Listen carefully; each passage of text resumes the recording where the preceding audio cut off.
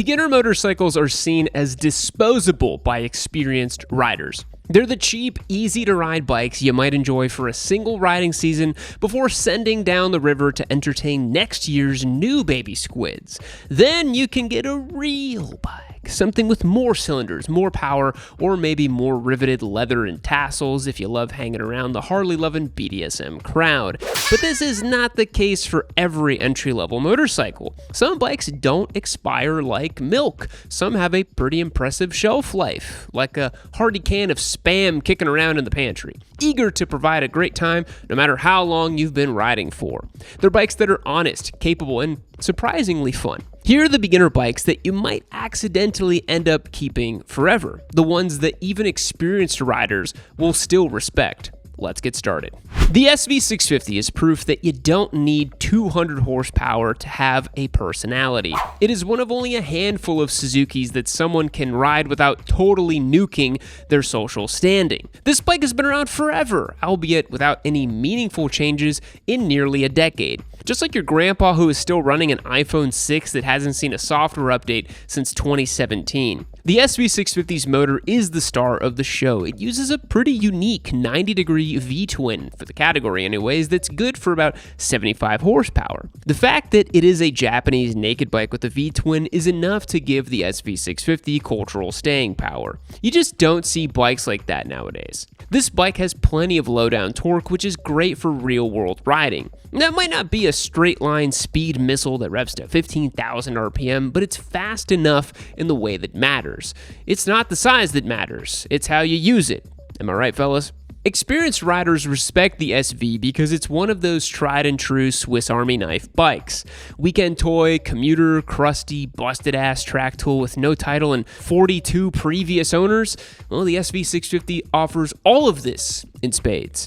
It's very likely to be one of those bikes you bought because it was cheap and you thought, hey, it'll get me riding, and then when it dies, I'll just move on. Except it never dies. It's immortal. But what if there were not one, but two unkillable Japanese twins on the list? Would you believe such a statement to be true? Well, in about 5 seconds, you're about to find out. Moving on. If the SV650 is the chopped unk who brings a torque wrench to Thanksgiving and was crashing out on Facebook because of the Bad Bunny Super Bowl halftime show, then the Yamaha MT-07 is his unhinged nephew who just discovered wheelies and cryptocurrency in the same week. The MT-07 uses a 689cc parallel twin good for about 73 horsepower. It was an early pioneer of the crossplane crank design, so it's got that uneven burbly exhaust note to pair with that punchy power delivery.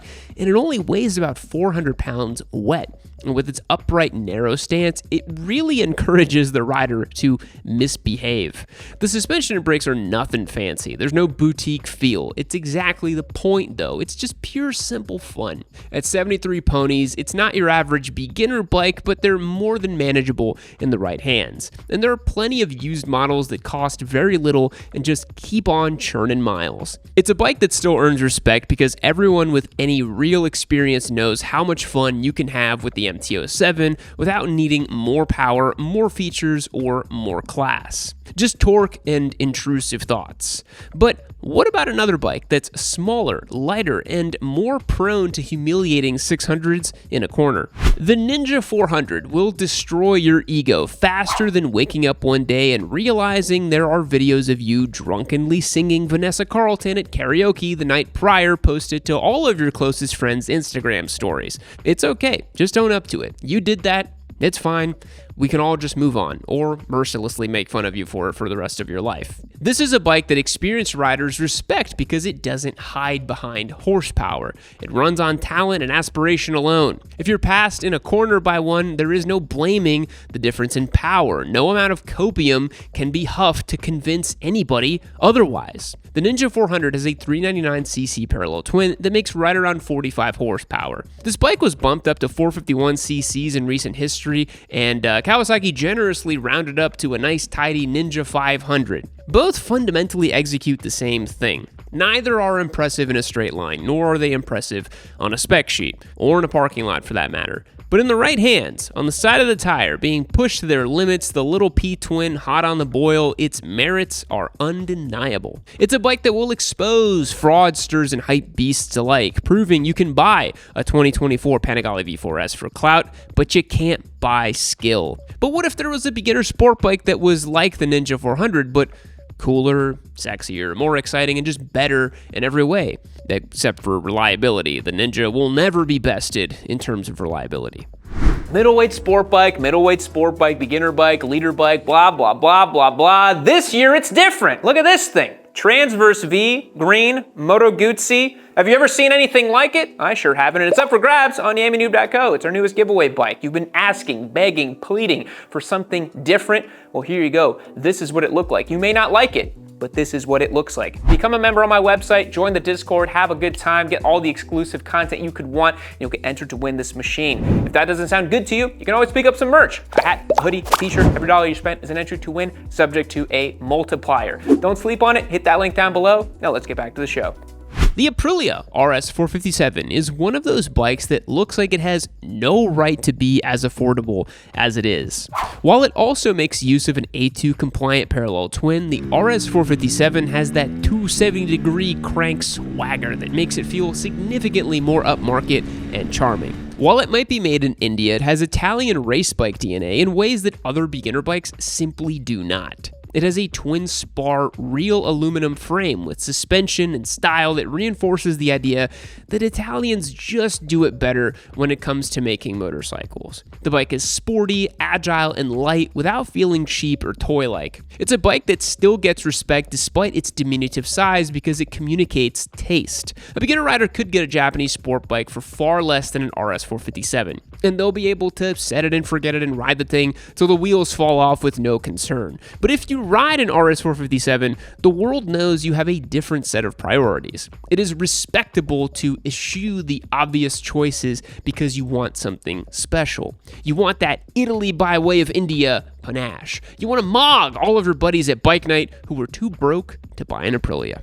If the RS 457 communicates taste, the DR650 from Suzuki communicates survival instincts. Look, you could always get a DRZ, sure, but DRZs are for punk-ass hooligans who wouldn't know a W2 form from a B-dubs menu. These two bikes could not be any different in who chooses to ride them. The DRZ is like Chris Pratt before he got ripped, and the DR650 is like Clint Eastwood. You see what I'm getting at? The DR650 uses a 644cc air-cooled single that makes about 40 horsepower. It's got a 5-speed gearbox, a carburetor, and suspension that probably predates the advent of the internet. The DR650 is beginner-friendly in the sense that it's simple, cheap, and reliable.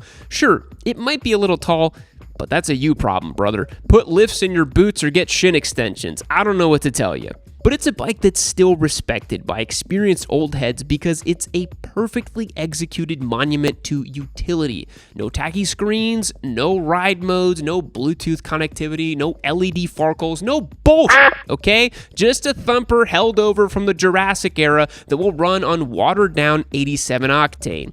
It is the perfect bike for the Sigma-minded dual sport savant, and you gotta respect the commitment and sacrifice that comes from riding one. But there is another single cylinder that earns respect in a rather different way.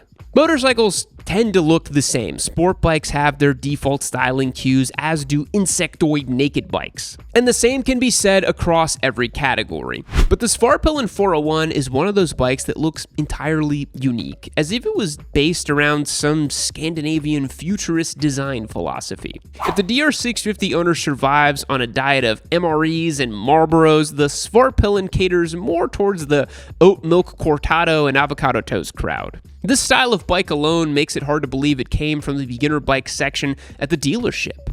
Underneath the artistically driven bodywork is a 399cc single-cylinder engine that makes right around 45 horsepower. The engine, as many of the other components, are shared with the KTM 390 platform. It weighs around 350 pounds, making it super lightweight. If you were so inclined to mix it up in the dirt with this thing a little bit, that svelte stature would work in your favor. The Svatpilen 401 earns respect because it's just really cool. It's a head turner that many riders often can't make heads or tails of. It's a bike that proves you care about design and character as much, if not more, than power or displacement.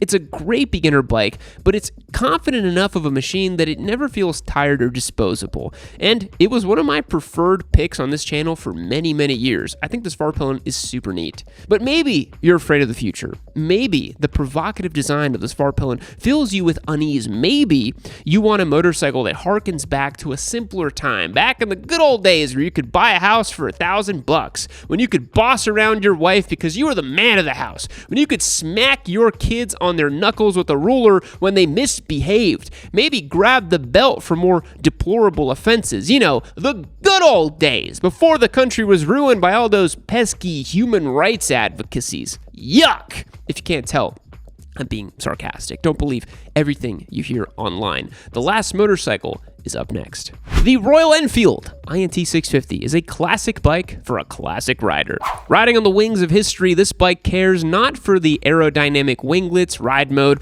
or latest licensed IP Rock helmet. It's an old school bike made the old school way. It has a steel trellis frame, a 648cc air-cooled parallel twin rear shocks, and of course, the pièce de résistance. Are you guys ready for this? It has, let's wait for it, a round headlight. Woo! Round headlight, yeah, amazing. Oh my God, it's the thing that everybody wants all the time, right?